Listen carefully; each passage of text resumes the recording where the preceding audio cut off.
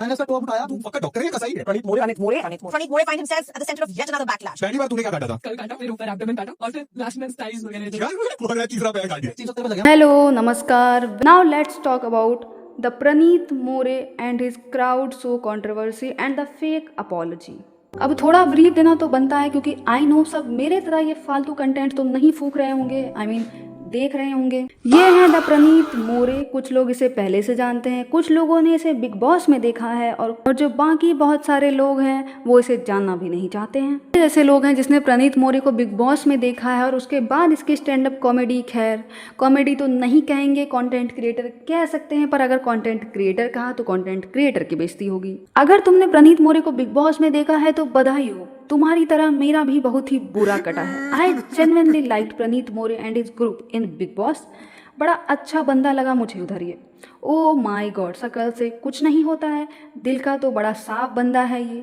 Joke भी ठीक ठाक मार लेता है। पता नहीं क्या दिक्कत है फरहाना भट्ट और तान्या मित्तल को इससे, पर टर्न्स आउट तान्या मित्तल और फरहाना को अंदर इसकी रियल पर्सनैलिटी दिख रही थी और हमारे जैसे बेवकूफ लोग प्रणीत मोरे की फेक पर्सनैलिटी बाहर देख रहे थे। एक बड़ी अच्छी कहावत थी कि अगर सूरत अच्छी नहीं हो तो सीरत अच्छी होनी चाहिए। विक्टिम है हिमांशु झंगारा, झंगारा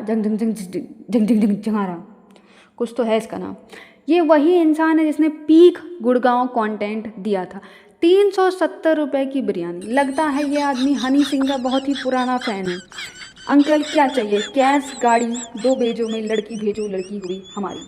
हम ज़्यादा लिरिक्स नहीं गा सकते यहाँ पर, नहीं तो हनी सिंह हमें कॉपीराइट भेज देगा। पर हिमांशु को कोई बताओ कि गाना सिर्फ सुनना होता है, उसे प्रैक्टिकली पॉसिबल नहीं करना होता है, यानी कि हमारी भाषा में बोले तो नीचता की हद नहीं पार करनी होती है। बिरयानी खाई वो हाई होगी 360 370 रुपए की, फिर वो कहती घर छोड़ाओ।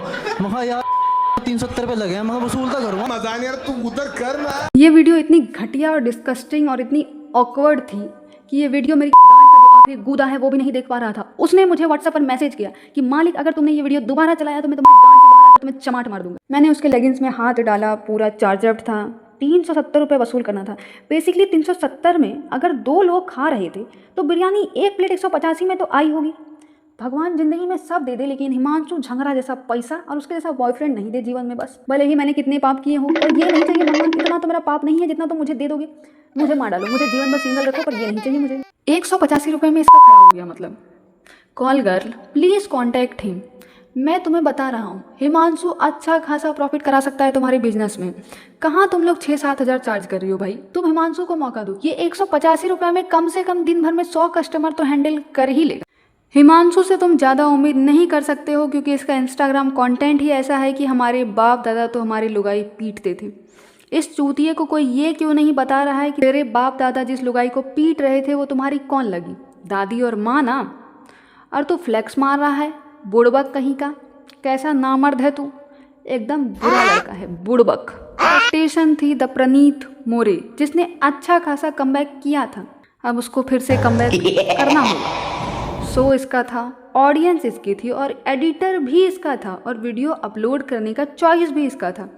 पर प्रणीत ने सबको चूज किया है और ज़रूरी भी है भाई। हर महीने एक लड़का एक्सपोज्ड होना ही चाहिए। जो थोड़ी बहुत लड़कियां हैं उनका शादी से भरोसा एकदम उठ जाना चाहिए। एकदम प्यार करना ही नहीं चाहिए, उन लोगों का हक भी नहीं है प्यार करने का। 370 रुपये वसूल करने लग जाएंगे आप लोग। हेलो, तो ये बात मुझे एक्चुअली काफ़ी टाइम से करनी थी, बट मेरा इंस्टाग्राम सस्पेंड हो गया था। आप सबने मेरे क्राउड वर्क का वीडियो देखा रहेगा जिसकी मुझे काफ़ी हेट मिल रही है और मुझे ऐसा लगता है ये हेट मैं डिजर्व भी करता हूँ क्योंकि उस लड़के से जब मैं क्राउड वर्क कर रहा था उसने काफ़ी डेरिवेटिव चीज़ें बोली, बट सब लोग उस पर हंस रहे थे तो मैं भी कैरिड अवे हो गया और उसे lapse.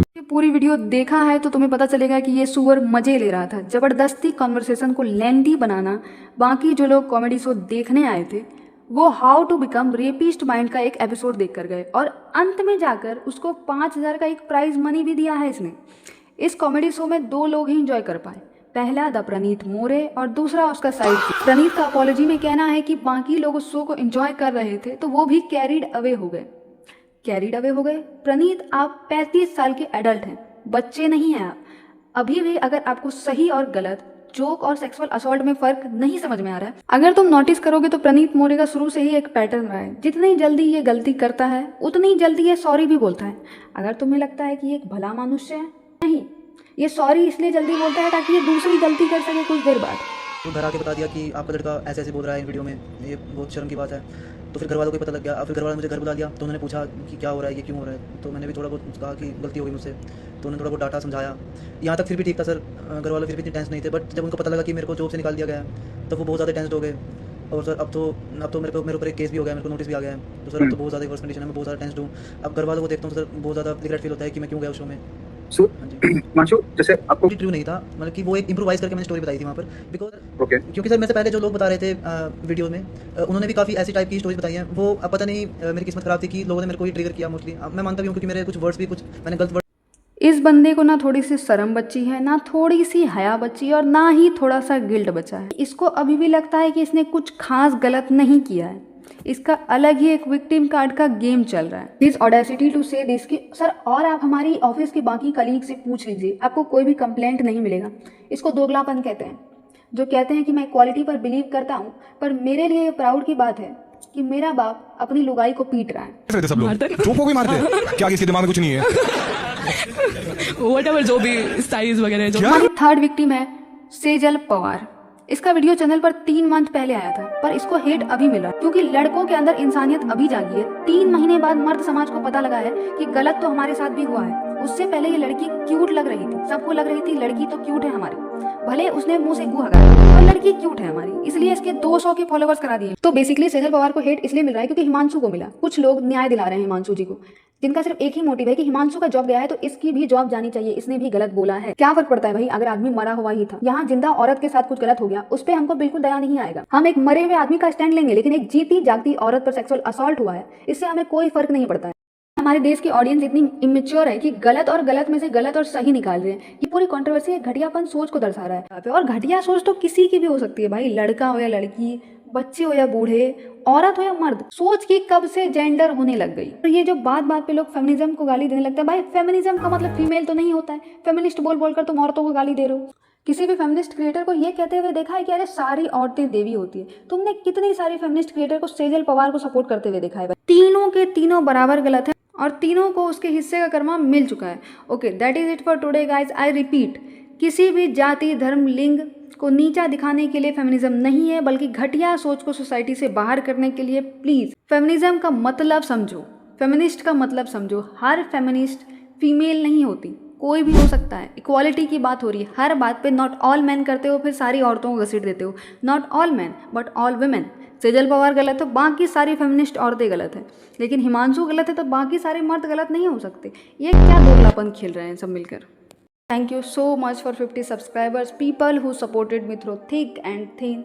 I owe you a lot, guys. Love you a lot.